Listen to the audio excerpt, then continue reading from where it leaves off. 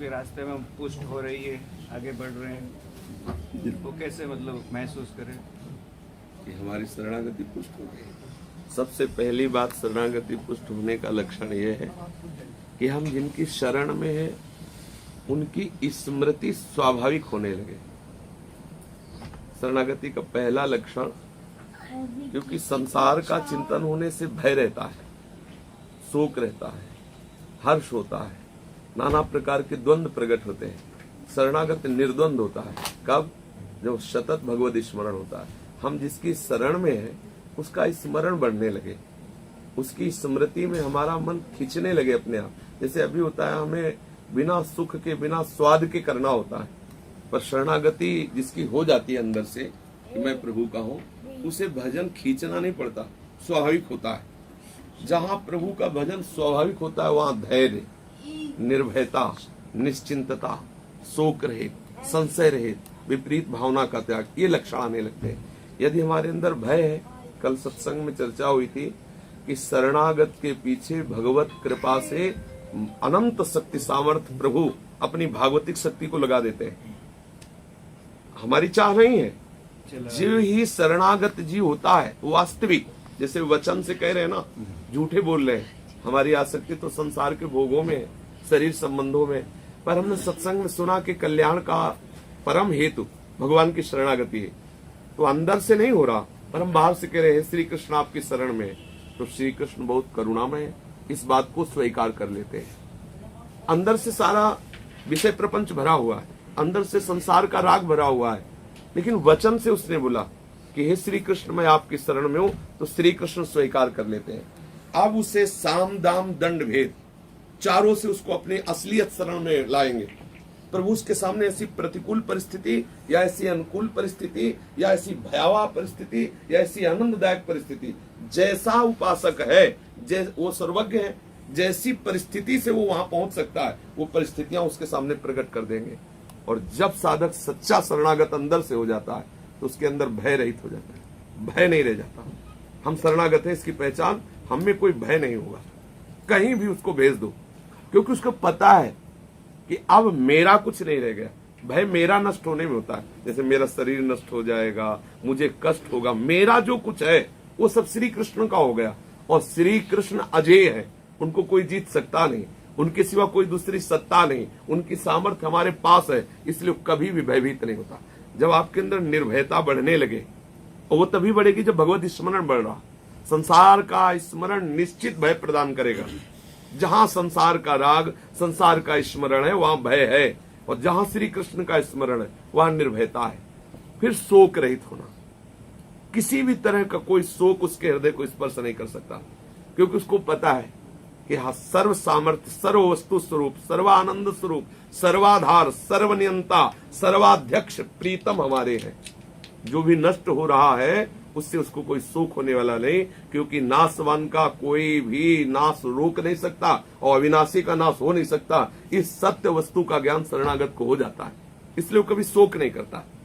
न सोचति न कांक्षति, कोई शोक नहीं और कोई आकांक्षा नहीं, क्योंकि पूर्णानंद स्वरूप श्री कृष्ण उसके प्रीतम है, इसलिए कोई आकांक्षा नहीं रह जाती। निश्चिंत, अब उसे कोई चिंता नहीं सताती। जब चिंता सताने लगे तो समझना शरणागति में बाधा प्रकट हो रही। शरणागति की भी कोटि होती है। जब संपूर्ण शरणागति हृदय में उतरेगी तो आप निश्चिंत हो जाएंगे। एक घटना है, दुर्योधन ने दुर्वासा जी को प्रसन्न कर लिया।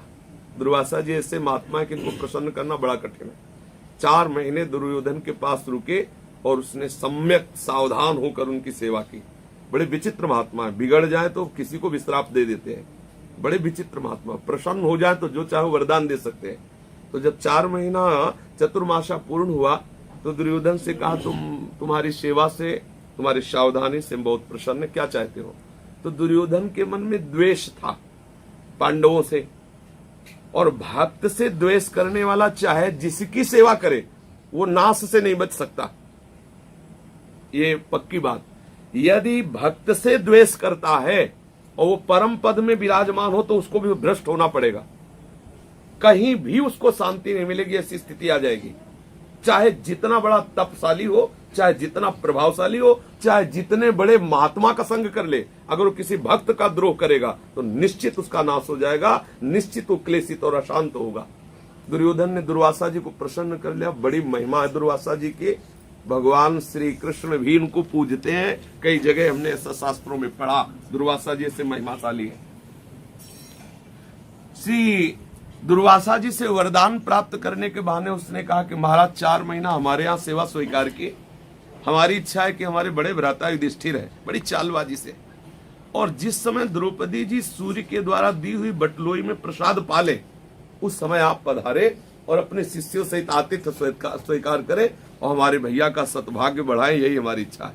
मतलब घुमा के उनका नाश मांग लिया कि हजारों महात्मा इनके संग रहते थे दुर्वासा जी के, और सारा का सारा भोजन साजन का साधन वो बटलोई थी जो भगवान सूर्य ने प्रसन्न होकर दिया था कि चाहे जितने अतिथि ब्राह्मण संत आवे, जब तक द्रौपदी नहीं पाएंगी तब तक ये बटलोई जो चाहोगे।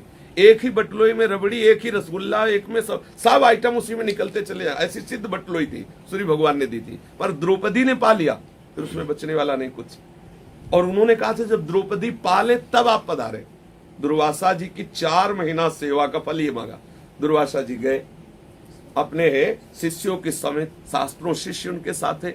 जब वहां गए तो युधिष्ठिर जी देखते ही आतिथ्य सत्कार के लिए प्रणाम किया और कहा महाराज आप सब पधारे, प्रसाद पाए चल कर। उनका हम यमुना स्नान करके आते हैं, हम वही प्रसाद पाएंगे, आप व्यवस्था कीजिए। अब ये भागे अंदर और ध्यान के द्वारा दुर्वासा जी ने देख लिया था द्रौपदी ने पा लिया बटलोई में। जब गए तो बटलोई धो करके रख दी थी द्रौपदी ने। द्रौपदी जी से कहा कि आपने प्रसाद पा लिया? बोले हाँ, बस मूर्छित हो गए युधिष्ठिर जी, क्योंकि इतनी जल्दी कंदमूल फल भी नहीं लाए जा सकते थे। 1000-500 थोड़ी थे, सुनते 60,000 महात्मा उस समय उनके साथ थे दुर्वासा जी के। 60,000 के लिए अगर एक एक फल देने की बात हो तो 60,000 फल चाहिए, और वो तो नहा के आ रहे तुरंत, कहां भी घबरा गए, मूर्छित हो गए। द्रौपदी जी को लगा कि धर्मराज मूर्छित हो गए, ऐसा क्या? उनको जब चेतना जागृत की तो उनका बात क्या, आप मूर्छित क्यों हो गए? बोले दुर्वासा जी अपने 60,000 शिष्यों के साथ आए और उनका हमने निमंत्रण कर दिया और बटलोई में तुमने प्रसाद पा लिया, धो के रख दिया, अब कैसे होगा? तो हंस पड़ी द्रौपदी जी। देखो युधिष्ठिर की शरणागति और द्रौपदी की शरणागति में अंतर है। द्रौपदी जी ने कहा जो अनंत जीवों का भरण पोषण करता है वो श्री कृष्ण मेरा है, और उस पर तुम्हें विश्वास नहीं, इस बटलोई पर विश्वास। तुम मूर्छित हो गए केवल इस बात से, तुम्हारी बुद्धि श्री कृष्ण की तरफ नहीं गई कि हमारे प्रीतम अनंत ब्रह्मांडों के जीवों का पालन पोषण करने वाले एक बटलोई को लेकर आप मूर्छित हो गए।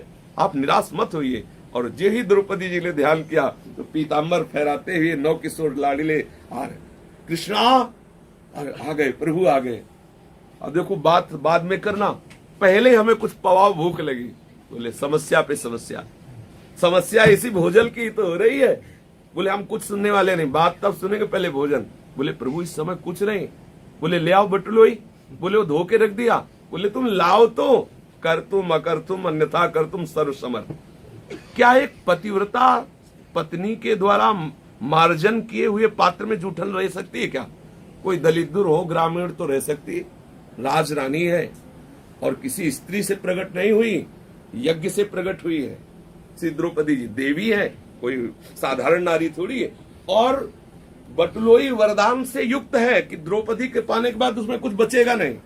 2 बातें, एक पतिव्रता के द्वारा मार्जन किए हुए पात्र में जूठा कैसे रह सकता है, और एक देवता के द्वारा आशीर्वाद देने वाली बात कि आप द्रौपदी के पाने के बाद उसमें कुछ नहीं बचेगा, तो उसमें शीत कहां से बच गया? उसमें कैसे बटलोई? यही है कर तुम अकर तुम अन्यथा कर तुम। ठाकुर ने कहा इसमें एक शीत लगा हुआ है, निकाला और कहा ये शीत तो पूरे विश्व को तृप्त करने में समर्थ है। और ठाकुर जी ने पाया, जे ही पाया तो वहां जितने महात्मा थे सबके यहाँ फुल एकदम, मतलब एक कुल्ला जल भी पीने की सामर्थ्य नहीं रही। भगवान ने भीमसेन से कहा जाओ दुर्वासा जी को लाओ। बोले महाराज व्यवस्था तो है नहीं। बोले तुम जाओ उनसे कहो कि चलो पंगत बिल्कुल लगने के लिए तैयार है, आप आओ। दुर्वासा जी के पास गए तो वहां उबा सासी चल रही थी। भगवान तो सर्वसामर्थ्य। दुर्वासा जी से कहा कि खीर पकौड़ी रसगुल्ला सब तैयार, महाराज पधारो। तो उन्होंने कहा जो चाहो वरदान ले लो, भोजन की मत कहो, इस समय थूक लीलने की भी सामर्थ्य नहीं जो मुंह में आ रहा है।